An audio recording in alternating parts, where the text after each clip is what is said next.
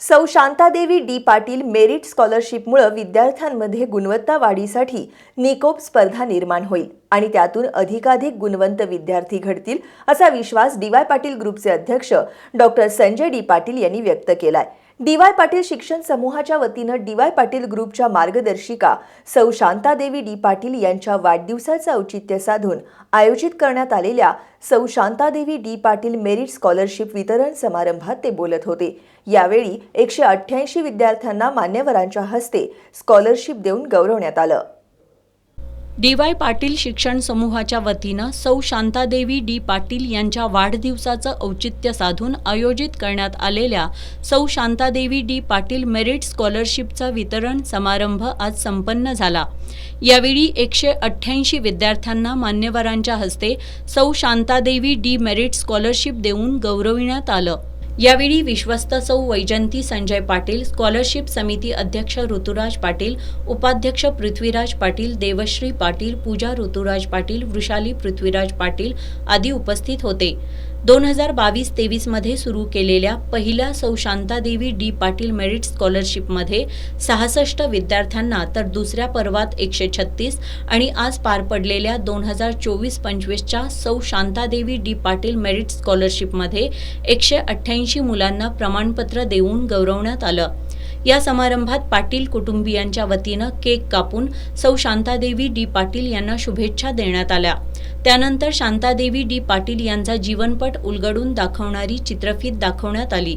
या प्रसंगी स्कॉलरशिप प्राप्त काही विद्यार्थी आणि पालकांनी उत्स्फूर्तपणे मनोगत व्यक्त केली। डी वाय पाटील ग्रुपचे अध्यक्ष डॉक्टर संजय डी पाटील यांनी आपलं मनोगत व्यक्त करताना डी वाय पाटील ग्रुपचे अध्यक्ष डॉक्टर संजय डी पाटील यांनी आपलं मनोगत व्यक्त करताना सौ शांतादेवी डी मेरिट स्कॉलरशिपमुळे विद्यार्थ्यांमध्ये गुणवत्ता वाढीसाठी निकोप स्पर्धा निर्माण होईल आणि त्यातून अधिकाधिक गुणवंत विद्यार्थी घडतील असा विश्वास व्यक्त केला। डॉक्टर डी वाय पाटील यांनी वयाच्या 49व्या वर्षी शिक्षण क्षेत्रात पहिलं पाऊल टाकलं।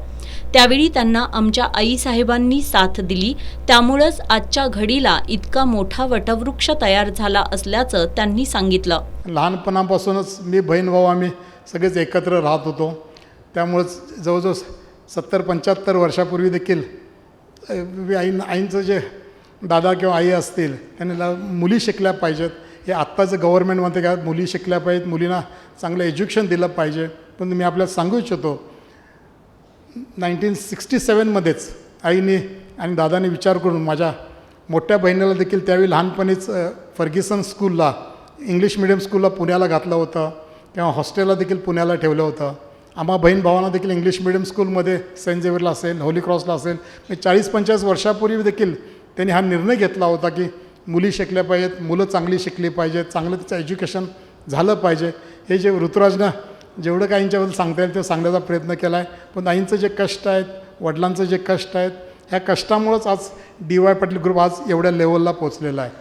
यावेळी बोलताना ऋतुराज पाटील यांनी राजकारण सोडून शिक्षण क्षेत्रात काम करण्याचा निर्णय दादांनी घेतला आणि त्याला खंबीर असं पाठबळ आईसाहेबांनी दिलं।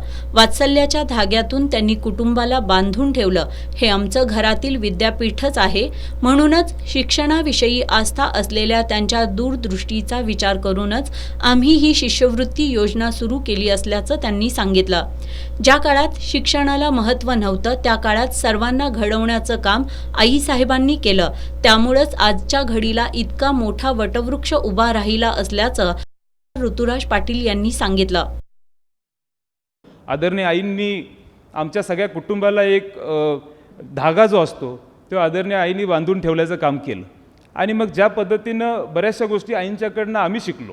आज कशा पद्धतीनं एखादं नातं टिकवावं किंवा एक लोकांशी संपर्क कसा ठेवावा हे आईंच्याकडनं आम्हाला शिकायला मिळालं। तसं पाहायला गेलो तर घरीच आमचे विद्यापीठ आहे। आईंच्याकडं बघितलं तर बऱ्याचशा गोष्टी आम्हा सगळ्यांना शिकायला मिळतात आणि ज्या पद्धतीनं आईंनी एक विजन ठेवून आदरणीय साहेबांना किंवा सगळ्यांना घडवलं। म्हणजे मी मगाशी जसं बोललो की इंग्लिश मीडियम स्कूलमध्ये शिकलं पाहिजे, एक चांगल्या स्कूलमध्ये शिकलं पाहिजे, हा विचार आदरणीय आईंचा होता आणि त्या माध्यमातून आईंनी तो विचार मांडला आणि त्यावेळी सगळ्यांना चांगल्या स्कूलमध्ये टाकलं। आज आपण बघितलं असाल की त्याचा उपयोग आज या क्षेत्रामध्ये असेल किंवा विविध वेगळ्या वर्टिकल्समध्ये जेव्हा D Y Patil group grow केलं तेव्हा निश्चितपणे त्यांना त्या माध्यमातून झालेला आहे. म्हणून आम्ही निर्णय घेतला की ह्या मेरिट स्कॉलरशिपचं नाव हे आदरणीय आईसाहेबांच्या नावाने दिलं पाहिजे.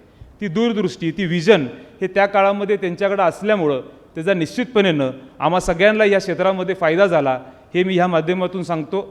या समारंभाला भाभा ॲटॉमिक रिसर्चचे माजी सहसंचालक प्राध्यापक doctor J V. Yakhmi, doctor D Y. Patil institute of management स्टडीजचे कार्यकारी संचालक डॉक्टर भरत पाटील, व्यवस्थापकीय संचालिका डॉक्टर श्वेता पाटील, अजितराव पाटील बेनाडीकर, ज्येष्ठ पत्रकार डॉक्टर वसंत भोसले, डी.वाय. पाटील ग्रुपचे कार्यकारी संचालक ए.के. गुप्ता, कुलगुरू डॉक्टर राकेश कुमार मुदगल, कुलगुरू doctor K. Prathapan, medical college dean doctor R K. Sharma, कुलसचिव डॉक्टर व्ही.व्ही. भोसले, स्कॉलरशिप समितीच्या सदस्या CHRO Shrilekha Satam, doctor J A. Khot, प्राचार्य doctor S.R. Pawaskar, doctor S.B. Patil, doctor Santosh Chede, doctor Mahadev Narke, doctor Ajit Patil, doctor Amrut Kunwar Raijade, doctor Vaishali Gaikwad, doctor Chandraprabhu Jangame, doctor Surendra Mane, doctor Umarani J, Rudhir Bardeskar, D.N. Shelar, doctor Litesh Malde, Rudhir Bardeskar, D.N. Shelar, doctor Litesh Malde यांच्यासह doctor D Y. Patil ग्रुपमधील अधिकारी, प्राचार्य, प्राध्यापक, विद्यार्थी आणि पालक मोठ्या संख्येनं उपस्थित होते.